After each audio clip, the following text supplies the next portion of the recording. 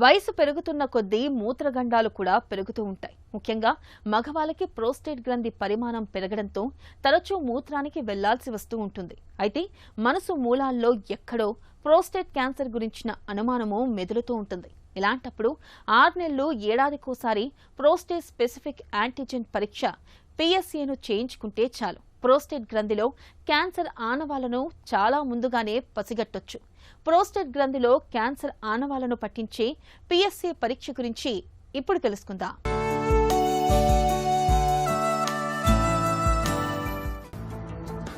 Prostate cancer జీవితపు ఆఖరి మజిలీలో పురుషుల పాలిట ప్రాణాంతకంగా పరిణమిస్తూ ఉంటుంది. అయితే కొన్ని అనుమానిత లక్షణాలను గమనించటం ద్వారా ప్రోస్టేట్ క్యాన్సర్ను ముందుగానే పసిగట్టడం పెద్ద కష్టమేమీ కాదు.